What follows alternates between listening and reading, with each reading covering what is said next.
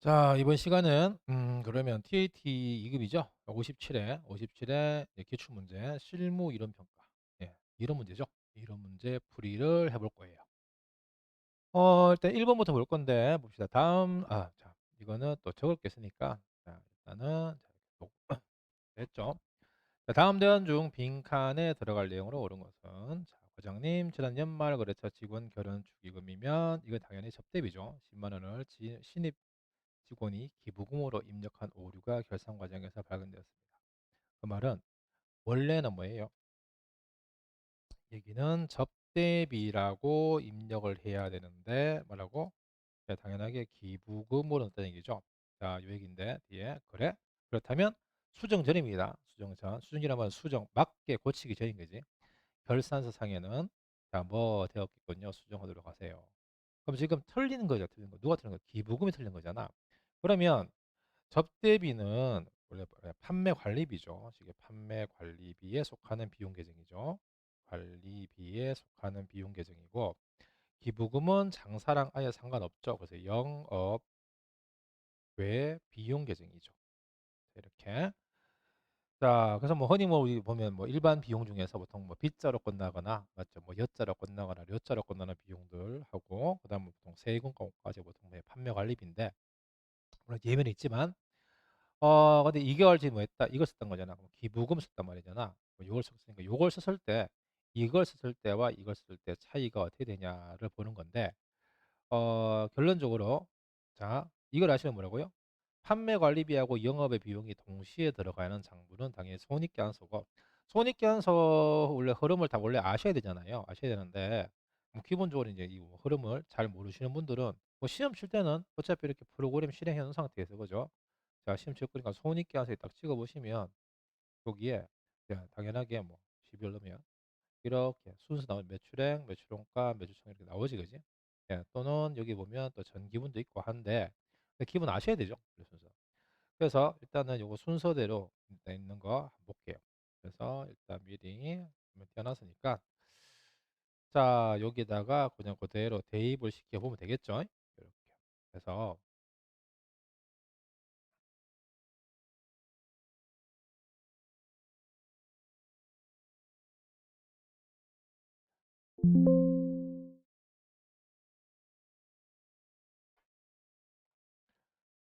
자, 그러면 자, 두 가지 문제 지금 쉽게 맞는 거예요, 맞는 거. 접대비를 넣었다. 그럼 접대비는 판매 관리비는 어디 되죠? 이거죠. 그럼 접대비요? 접대비가 더하면 판매 관리비가 증가되겠죠. 그럼 비용이 증가되니까 영업이익이 감소됩니다. 근데 자, 기부금을 입력하게 되면 기부금을 그냥 여기죠. 기부금은 영업 비용이니까 여기다 여기. 이게 증가되는 거잖아. 맞죠? 그럼 여기서부터 감소되겠죠. 근데 이게 어차피 이거 이후로는 맞죠? 이거 이후로는 같은 금액이 들어갈 거니까 맞죠? 위에서 달라지는 게 시작점이 다를 뿐인 거지 마지막에 여기서 인비트로는 다 똑같은 얘기잖아. 그 이게 다른 거예요. 요 위에가 달라지는 건데 원래는 뭐라고요? 영업이익이 감소할 거를 영업비용 처리하는 바람에 바로 법인세 차감료 순이익부터 감소돼 버리니까 결론적으로 요 감소가 안 된 거죠. 그럼 감소될 게 감소 안 되는 거는 뭐예요? 많은 거잖아요. 그래서 영업이익이 감소될 건데 감소 안 됐으니까 영업이익이 원래보다 과대 계상된 거죠. 답은 1번이 되겠죠. 자, 그다음 2번. 그다음에 무형자산으로 회계처리해야 되는 거래는 그랬는데 일단은 보니까 뭐 대충 눈으로 대충 보니까 과목 얘기네, 그죠? 자, 근데 무형자산에 속하는 과목은 여러분 뭐 TAT 2급 수준에서 지금 보통 이제 범위상 나오는 과목들은 자, 일반적인 상황에서 보통 사용되는 게 보통 영업권 계정이랑 자, 그다음에 이제 특허권, 그다음에 이제 신앙권, 그다음에 디자인권, 그다음에 상표권. 물론 이 네 가지 거를 합쳐서요. 또 우리 보통 부를 때 뭐라고?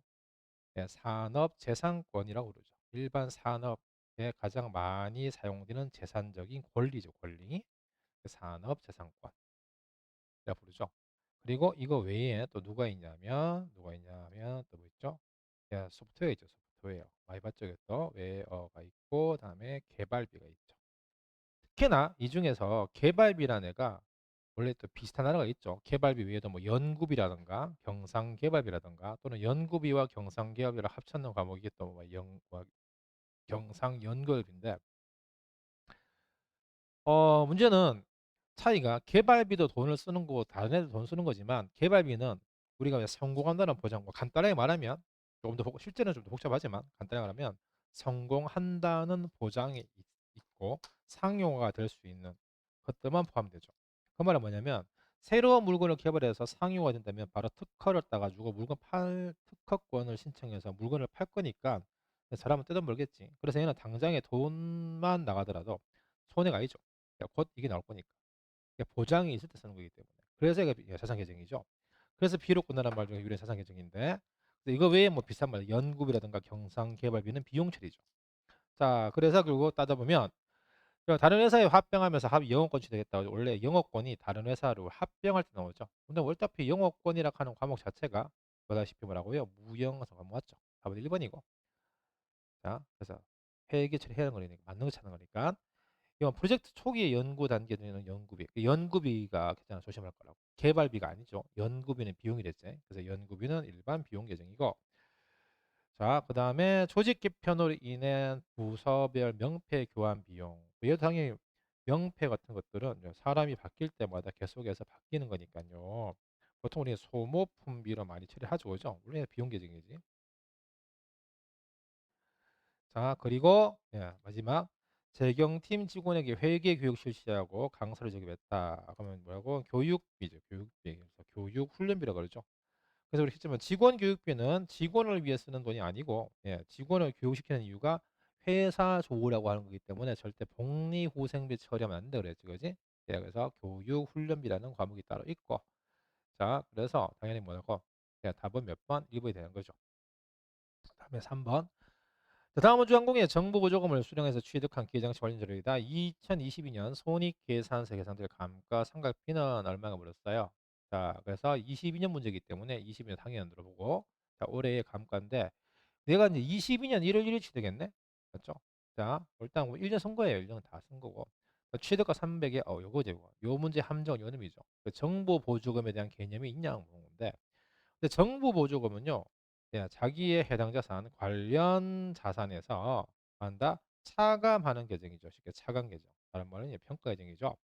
근데 이 차감 계정인데 그 말은 여기에서 이거는 빼는 거라고. 그 정부에서 보조받은 만큼은 결국 뭐라고 자기가 돈 쓴 게 아니기 때문에 정부 자금은 회사 자금에서 빼라는 얘기지. 됐죠? 이게 내 재산이 아니기 때문에. 자, 그래서 내 돈을 쓴 게 아니기 때문에 빼라는 얘기죠. 그 말은 취득원가 얼마라고요? 300에 정보금 얼마? 50만 원이면 당연히 얼마라는 얘기야. 이게 실제 내 돈이 얼마? 250만 원.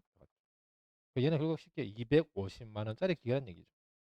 그래서 감가상각비만 봤을 때는 요 금액에 대해 기준이 무슨 법? 정액법으로 계산할 건데 뭐 정액법식은 다 아시죠? 정액법식은 어떻게 되나 볼까요? 자, 당연히 아셔야 되는 거고. 취득원가. 그래서 누구 뺀다? 감가상각 누객 빼죠. 아니면 뭘 빼냐? 잔존가를 빼죠. 예. 네요. 자, 여기서 나누기만 한다. 연수하죠. 음. 나누기 내용 연수. 응? 내용 연수. 자, 그래서 나누는 게 연수기 때문에 항상 나오는 금액이 1년분이고 지금은 반응이 뭐다? 1년 치료해서 1년 썼기 때문에 맞죠? 감가는 어차피 결산하고 22년 손익계산서에 계산될 거예요. 손익계산서 작성이 결산 시간이기 때문에 1년치를 다 보면 되겠지. 그래서 요 시기에다가 대입하자는 얘기잖아요. 자, 그래서 취득가 얼마라고요? 원래 300이었지만 50만 원 빼서 얼마? 250만 원. 이거 잔존가치 얼마? 빵원. 그 다음에 연수가 몇 년? 5년이네, 그죠? 5년이면 1년치 당연히 5, 25니까 50만 원 되겠다, 그지? 자, 그래서 250만 원에서 5를 나눈 거니까요. 50만 원이고. 답은 2번이죠. 자, 다음 4번. 다음 중 사채 발행에 대한 설명을 옳지 않은 것은 자, 사채에 대해 발행. 사채는 돈을 빌려 쓰기 위해서 주식회사 발행하는 거고 빌려 쓰는 입장에서 부채 계정이죠, 이게. 자, 단지 얘는 예, 주식처럼 또 사고 팔 수 있는 거라서 우리가 증권으로 보죠. 사는 사람은 증권이겠지만 발행하는 사람은 사채라는 고정부채 쉽게 비유동부채죠. 자, 그럼 일단 설명부터 볼게요. 사채의 기말 장부 금액은 발행 시점의 유효 이자율을 정해 표현한다. 맞죠? 자체는 항상 유효이자 율법으로 평가하게 되어 있죠. 자, 이거를 적용한다는 거. 자, 두 번째, 사채 할인발행 차금은 사채 액면금의 차금 형식이겠죠. 아, 이거 할증이네, 이거. 할증이 할증. 사채 할증 발행 차금은, 다음은 할증은 뭐야? 비싸게 받았는 거지. 그래서 할증 발행 차금은, 이거는 그만큼 돈을 많이 받은 거기 때문에 얘는 뭐라고요? 차감 계정이 아니고 가산 계정이죠. 가산 계정. 그렇죠? 사채에 대해서 더해져 돈을 많이 받은 만큼 더해주는 계정 말이죠. 이게 할인 발행 차금이면 차감이죠, 맞죠? 자, 그래서 지금은 옳지 않은 거기 때문에 답은 2번. 3번 유효이자율법을 적용하는 경우 사채 할인 발행 차금 상각이건, 근데 사채 할인 발행 차금은 우리가 항상 이자 지급 시에 상각시키죠. 시키는데, 자, 무슨 법으로? 유효이자율법으로 계산한다 거지. 자, 근데 이걸 가지고 계산하게 되면 기간의 경감에 따라 매년 이 상각액이 증가하고요. 얘는 이 사채 할인 발행 차금 상각액은 어떻게 된 거? 어디에? 이자 비용에 우리 말한다 가산하죠. 그 말은 이게 매년 증가하면 당연하게 뭐라고요? 자, 사채 이자도 그럼 매년 증가하겠죠. 그지? 결국은 할인 발행 참 깎았는 만큼은 이자를 더 준 거기 때문에, 그죠? 내가 이자를 그거 뭐라고요? 원래 액면상 이자보다 이외 외에 할인 발행 차금이 있던 얘기는 돈을 적게 받은 만큼 이자를 준 거와 마찬가지이기 때문에 그만큼 매년 사채 이자에 대해 주는데 그 이자도 뭐라고요? 매년 증가하는 거.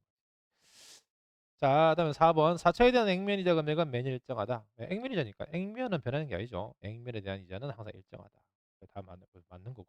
그래서 답은 2번이죠. 5번. 그것도 계산 문제라서 내릴게요. 5번. 다음은 주항공의 12월 상품 거래 내역이다. 재고자산 평가 방법을 총평균법으로 적용할 경우, 자, 총평균법이고요. 두 번째가 매출 총이익이네. 자, 근데 일단 매출 총이익 계산을 총평균 하는데, 일단 매출 총이익 계산을 보자면 아까 위에서 봤죠, 그죠? 아까 위에서 총이익 계산서, 자, 이거 한 봤는데 매출액에서 원가 뺏는 게 총이익이죠. 자, 근데 자, 그럼 당연히 매출액에서 마이너스, 자, 뭐라고요? 예, 매출 원가 팔 때 본전을 빼고 남았는 게 뭐야? 매출 총이익인데, 자, 근데 여기서 첫째, 팔았는 내역을 가만히 보니까 우선 매출액을 찾을 건데, 팔았는 내용을 가만히 보니까 하나밖에 없어요. 12월 9일, 그지? 그래서 12월 9일 날 내가 팔았는 금액이 몇 개? 150개에다가 곱하기, 자, 얼마라고? 야, 4천원 채워. 4천원에 받았네, 그지? 1은 4, 5, 4, 20이니까 결국 얼마가 매기? 60만 원이죠. 60만 원. 자, 그래서 12월 9일 날 팔았는 하나밖에 없어요. 우리 회사는 이제 매출액이 얼마 잡혀 있다고? 60만 원 잡혀 있지. 이 말은, 자, 내가 뭐 말인데, 이제 원가만 알면 이익 나올 거 아니에요. 맞죠? 자, 근데 원가 계산을 해야 되는데, 근데 이게 지금 무슨 법? 총평균법 봐야 되지. 이 말 왜 하냐면, 우리가 사왔는 가격이 원래 팔 때 본전이잖아. 뭐 100원에 사와서 200원에 팔면 당연하게 100원이 본전이잖아. 그죠? 근데 문제는 총평균법은 사올 때에서는 사오는 요 가격이 변하죠. 왜? 얘는 자기가 정해놓은 기간 동안에 사왔는 전체 물건의 평균 단가를 다 합치게 되어 있죠. 그래서 이 세액을 보자면, 자, 이게 지금 표가 그림이라 가지고, 자, 계산을 그냥 쓸게요. 몇 일? 12월 1일부터 누구 지금 매출 원가 계산을 해야 될 거야. 자, 12월 1일부터 자 하는데, 원가 계산하는데 무슨 법이 이게? 총평균이죠. 총평균 하기 위해서는 전체 나에게 있는 물건에 대한, 자, 전체 평균을 볼 건데, 처음에 기초 재고가 100개가 있었어. 그죠? 단가 1,000원이고, 아니, 금액 묻는 문제이기 때문에 어떻게 돼? 곱해서 금액 계산해야 되겠죠? 10만 원. 자, 두 번째 12월 5일입니다. 자, 뭐 했어요? 매입했네, 매입. 사왔어, 그죠? 사왔는 물건이 몇 개라고요? 또 100개입니다. 100개에다가 단가 얼마? 또 얼마? 1,200원. 그러면 얼마? 12만 원입니다. 자, 다음에 팔았는 건 통과되고 사왔는 전체 부가 단가니까 그러면 그걸 그냥 12월 15일 날. 자, 또 매입했죠? 샀네. 근데 보니까 이게 다 개수가 다 똑같다, 그죠? 또 100개 사왔네. 이래서 가버리면 세 개 물건에 이게 개수가 똑같으니까 세 개 평균 단가를 바로 계산해도 되는데 일단 뭐 금액 계산을 같이 해 봅시다. 자 그러면 14만 원이죠 이거 하면. 자 그러면 이거 여기에 대한 여기에 대해서 평균 값을 계산을 할 건데 그럼 그 평균 값은 해 봅시다. 보게 된다고. 여기에 대한 뭐라고? 총 평균 전체죠. 전체 평균은 당연하게 자 해볼까? 300개죠. 우선 첫째 합계 내고 자 수량 곱하기 단가 금액이기 때문에 거꾸로 금액 나누기 수량의 단가 되겠죠. 그 금액에다가 36에서 300개 나누면 다가 얼마? 1200원 했잖아 위에.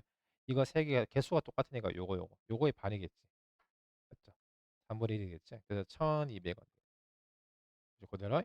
자 여기 그럼 뭐라고요? 여기에 내가 300개를 전체 사왔는 가격에 대한 평균. 그러면 이걸 내 평균 단가로 보고 금액 계산할 거니까 이게 뭐라고요?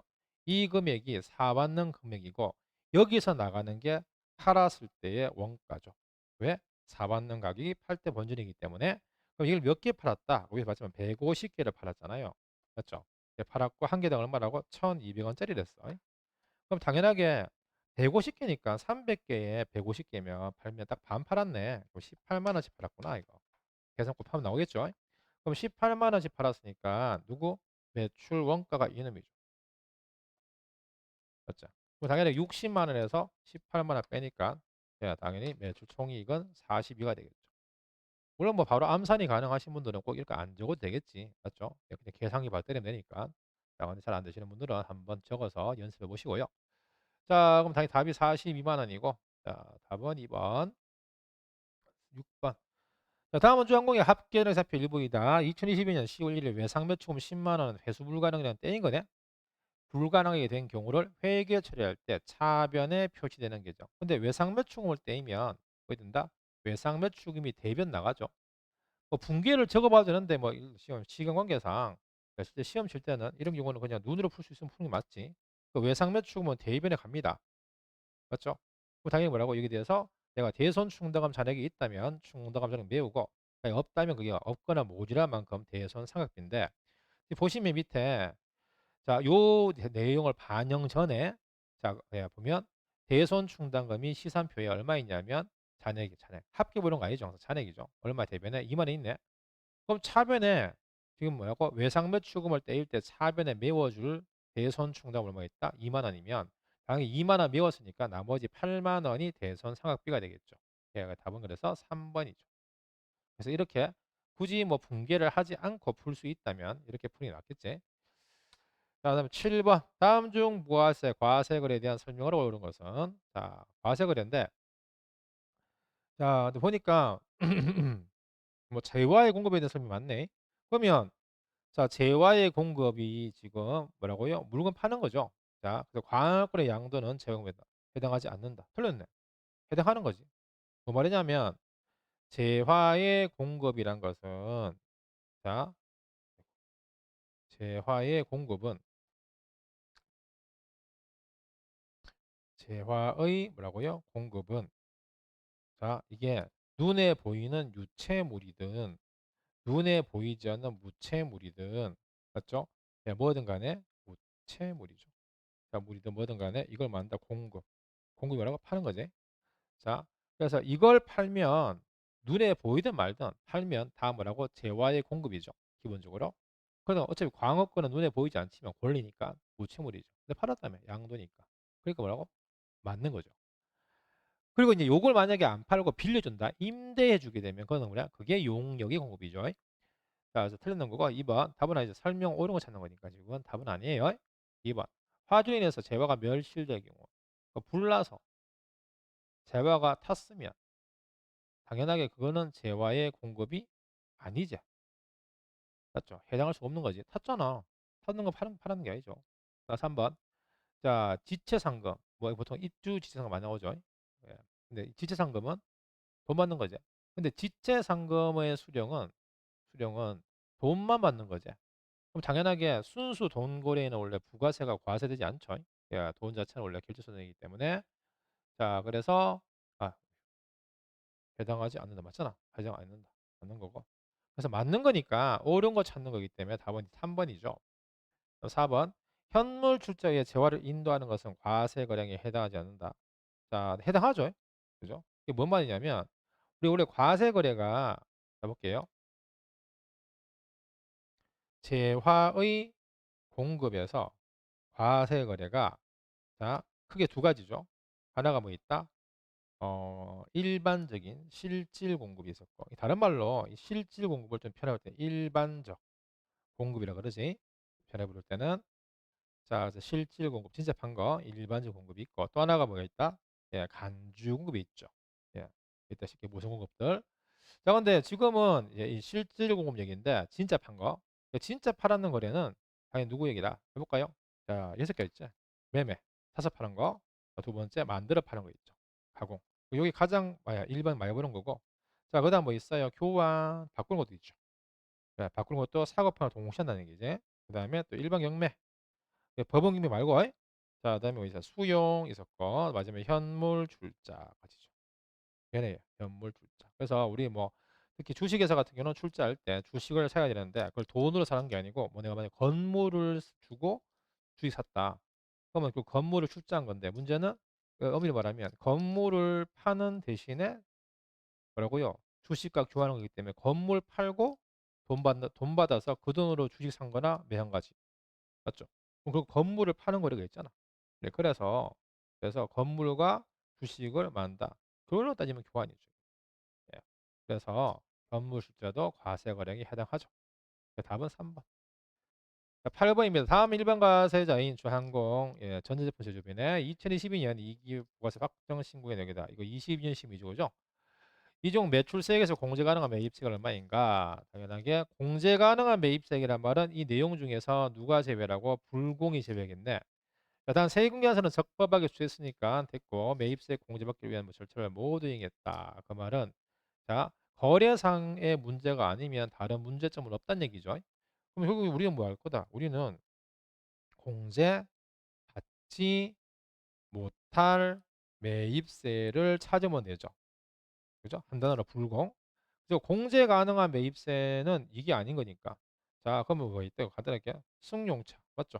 관련 매입세가 있고 또 뭐 있어? 접대비 관련 매입세, 그다음에 또 면세. 특히 뭐 우리 많이 보는 거 토지 말이죠. 토지 면세니까 관련 매입세. 자, 그다음에 뭐니까 사업과 관련 없는 지출. 뭐 줄여서 사업 무관 지출인데. 자, 여기에 속하는 게 보통 제일 많이 보는 게 뭐 대표이사 가지급이라든가 뭐 기부 같은 게 있죠. 자, 그 여기에 속하는 것들은 예, 뭐냐 매입세 공제가 안 되죠. 그럼 찾아보는 거죠, 뭐. 해볼까요? 자, 원재료는 아니고 공제 되겠네. 요거. 자, 다음 두 번째. 거래 접대용품. 이거 뭐야? 접대비네. 접대비니까 공제 안 되겠네. 문제는 제외. 세 번째, 대표이사 업무 승용차는 당연히 공제 안 되겠죠. 이게는 승용차 관련 매입세. 자, 마지막 제품 제조용 기계장치 구입 관련 매입세는 기계네, 기계. 그 당연히 여기 기계는 사업에 쓰죠. 예, 그래서 얘랑 공제 가능하죠. 그래서 120만 원. 합계하면 370만 원이 답이겠네. 4번, 2번. 9번. 다음은 주항공에 근무하는 거주자 김회계 씨입니다. 그죠? 남성이고 2022 말 현재 부양가족 현황이다. 김회계 씨가 적용할 수 있는 기본공제와 추가공제 합계액은 얼마인가? 근데 이 기본공제와 추가공제도 물론 당연히 알고 계시면 바로 암산이 가능하겠지만 자, 또 잘 모르시는 분들은 아예 모르면 정 안 되면 어디에요? 대처가 필요하겠네. 예. 정 안 되시면 어차피 하지만 뭐 전산회계 프로그램 어차피 시험은 전산회계 프로그램 이렇게 도전 프로그램 실행해 놓고 할 거니까 맞죠? 여기 보면 인사급여 가가지고 4번 눈으로 찍어 보시면 여기인데 일단 기본공제 계상자 여기 있고 오른쪽에 있는 요게 추가공제 저거죠. 근데 추가공제 중에서 자 자녀 관련된 출산임액이나 자녀 요거는 세액공제이기 때문에 야, 당연히 소득공제 아니죠. 그래서 보통 기본공제 그러면 소득공제이기 때문에 기본공제와 추가공제 그러면 전부 다 뭐 소득공제만 세액공제 별개죠. 이 위에 그 소득공제가 끝나고 난 다음 세액공제 주잖아. 그러면 여기서는 누구야? 기본공제와 부녀자공제, 장애인공제, 경로주입세와 한부모까지죠. 하나, 둘, 셋, 네가 추가되겠죠. 그러면 각각에 들어가는 걸 보면 되죠. 뭐. 자, 그럼 첫 번째 볼까요? 첫 번째가 누구? 기본공제부터 볼게요. 자, 그러면 기본공제. 공제는. 근데 한 번씩 빼먹는 게 많은데 기본 공제는 우선 첫째 이제 뭐예요? 이 범위가 본인 맞죠? 본인 예 범위가 본인 플러스 한번 위에는 해볼게요. 배우자 포함되죠? 플러스 한번 있어요. 자녀인데 자녀 직계 비속이죠? 플러스 예 부친도 있네. 부친 자 직계 존속 그다음 모친도 계시네요. 이렇게.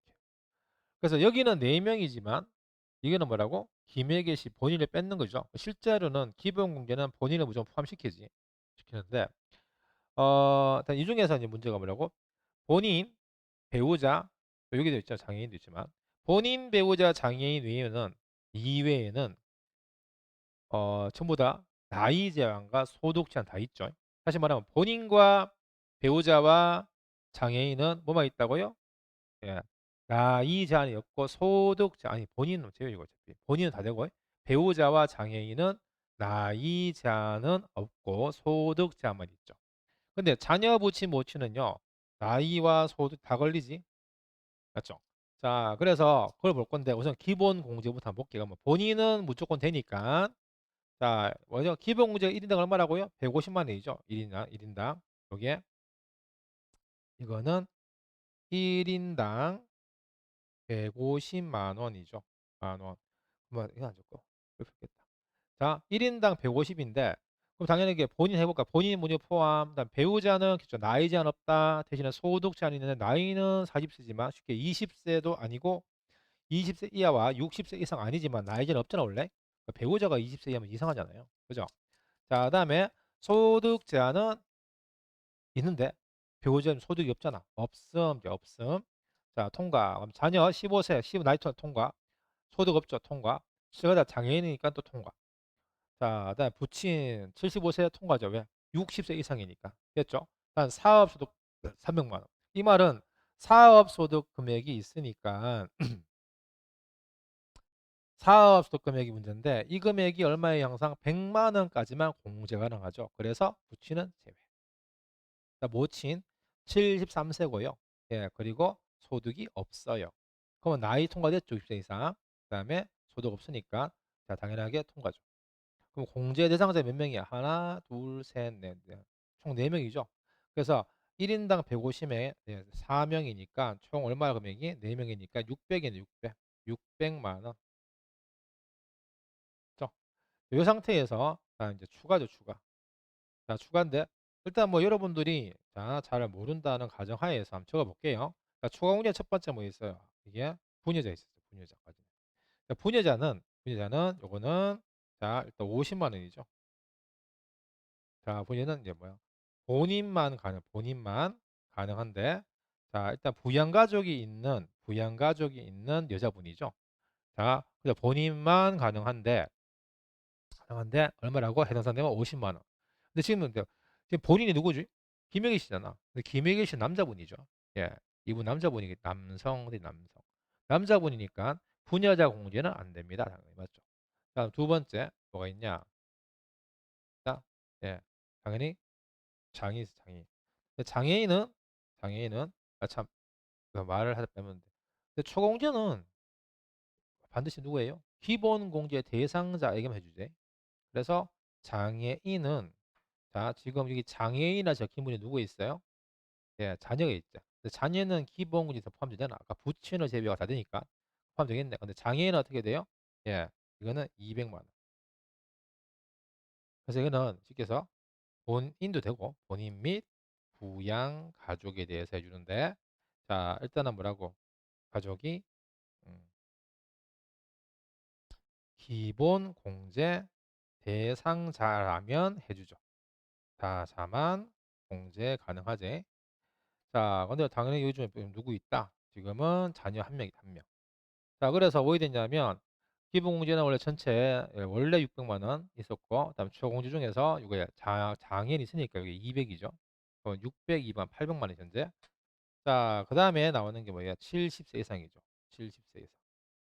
자, 70세. 원래 60세 이상이면 공제 대상자인데, 70세 이상이면 또 추가로 더 해주죠.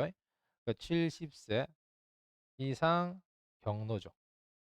자, 뭐 본인이 70세 이상이면 보통 본인은 퇴직자이기 때문에 보통 잘 안 나오지만 일단 뭐라고 하냐면 보통 부양가족이죠. 특히 직계존속 본인인데 자, 얘도 뭐라 했지만 기본 얘도 똑같이 기본 공제 대상자만 가능하대 지금까지 가능한데 자, 이게 뭐야고 이게 인당 그렇지만 자, 이걸 옆에 놨구나.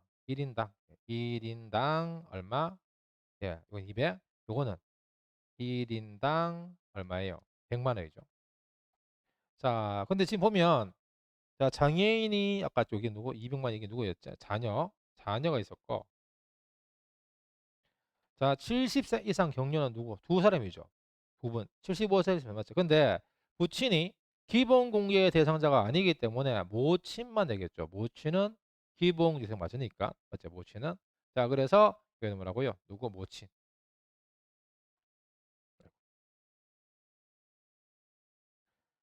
자, 이렇게 되죠.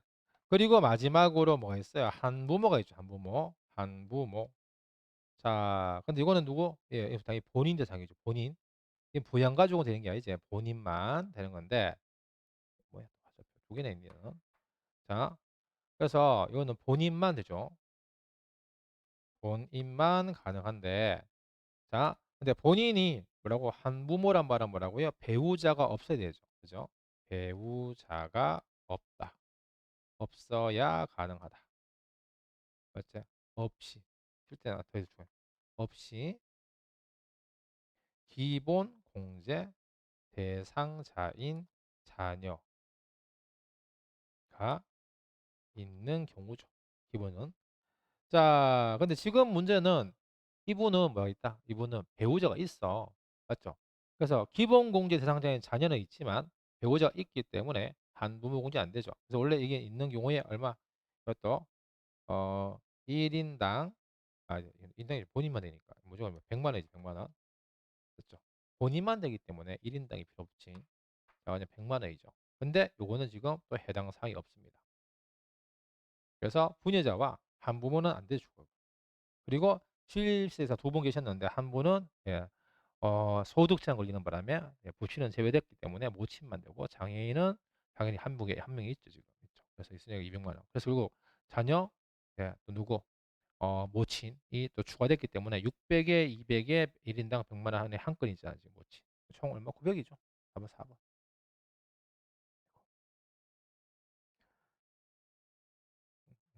뭐니 뭐니. 자, 다음은 10번. 다음 중 소득세법상 연말정산과 과세비 확정 신고에 대한 설명을 옳지 않은 것은 자, 일단 뭐 연말정산은 근로소득자부터 하는 게 맞죠. 예, 근로소득자나 공적연금소득자 등이 국가세주제. 그다음에 과세표준 확정신고는 쉽게 종합소득신고 얘기죠. 자, 근데 옳지 않은 거야, 옳지 않은 거, 틀린 거 찾는 문제죠. 봅시다. 자, 근로소득과 연말정산되는 사업소득이 있는 자는 그랬어. 근데 근로소득만 있거나 다음에 여기 있어요. 공적연금 소득만 있는 자는 여기에 정산을 해주기 때문에 별도의 종합소득세 신고가 필요 없죠. 과세표준 확정 신고를 할 이유가 없는 거지. 그런데 사업소득이 있으면 당연히 뭐 있어 우리 예, 이자, 배당, 사업, 근로, 연금, 기타 소득은 종합소득이고 이 종합소득은 당연하게 이렇게 두 가지, 두 가지 이상 되면 무조건 과세표 확정이 종소신 해야 되죠. 하여야 한다. 맞는 말이네. 자, 근데 물어보면 옳지 않는 건 틀린 거 찾기 때문에 답은 아니에요. 2번. 원천징수 의무자는 매월 급여 지급 시 급여를 지급할 때 항상 회사는 뭡니까? 자, 관세표에 따른 소득세를 원천징수하지. 그죠? 소 떼고. 자, 이게 뭐야? 근로소득세죠. 원천징수하고 다음 연도 2월 급여 지급 시. 그래서 다음 연도 2월 달에 월급 줄 때 연말에서 하잖아. 맞네, 그래서. 그 답은 아니고 3번. 소득세법에 따라 연말정산한 공적연금 소득만 있는 자. 그렇죠? 아까 근로소득이나 공적연금 소득만 있는 자는 자 누구? 연말정산을 하죠. 얘는 2월에 하지만 보통 1월에 그죠? 예, 그래서 다른 종합소득이 없는 경우에는 그래서 얘만 있는 경우에 다른 종합소득 없으면 자 과세표준 확정을 하지 않아도 된다. 맞네. 그렇지만 근로소득만 있거나 공적연금 소득만 있는 분들은 예, 종소득 신고가 없는 거지. 그러니까 이유가 근로소득 어차피 얘는 뭐라고? 2월 달에 회사 와서 뭐라고요? 정산해주고. 이거는 실제 종수세 신고를 하면 안 되는 게 뭐 국민연금이나 뭐 있어 공무원용 같은 경우는 당연히 공적인 대표인데 뭐 그거 외에도 있잖아요. 노령연금 이런 거. 그 주위 보시면 뭐 70세 넘으시고 80대 하셔가지고 노령연금 받으시는 분도 계신데요. 그런 분들 말이야. 그거 받았다고 확정 신고하라고 그러면 그분들이 어떻게 신고를 해? 요즘 다 전자신고인데. 그러다 보니까 컴퓨터 못 만지는 게 되게 많다는 얘기지. 그 나이 되신 분들 중에 맞죠? 그러다 보니까 그래서 이거는 뭐 국가에서 1월 달에 이제 정산해 준다는 거지. 그래서 예, 하지 않아야 된다. 맞는 거고. 4번. 일용 근로자의 근로소득은 연말 정산에서 납세 의무가 종결된다. 그래서 일용 근로자는 맞죠? 납세 의무 종결이 맞아요. 그죠? 자, 왜 이게 납세 의무 종결이지? 이게 뭐라고? 분리과세죠. 그치? 자, 그럼 근데 분리과세 뜻이 원래 뭐죠? 예, 얘는 원천 징수로서 원래는 종합과세인데 원천 징수로서 과세가 뭐라고? 종결. 되는 소득이 분리과세죠. 그래서 일용직은 무조건 분리죠. 자, 그래서 첫 번째 일용근로자와 하는 단어와 마지막 요거는 맞아요. 근데 실제로는 이게 답이죠. 왜 답이냐? 지금 물음이 옳지 않을 찾는 건데 왜 답이에요? 얘는 연말정산에 의해서 종결해야지. 분리과세는 뭐 한다고요? 예, 원천징수로서 과세종결입니다. 요거죠, 요거. 그래서 일반 근로소득이야 정산하지만 일용직은 정산 연말선 없잖아. 그래서 원천징수로서 뭐 한다? 그래서 답이 4번. 자, 그래서 여기까지가 DAT급 이론 문제, 57회죠. 57회 이론 문제 풀이였습니다. 고생하셨어요.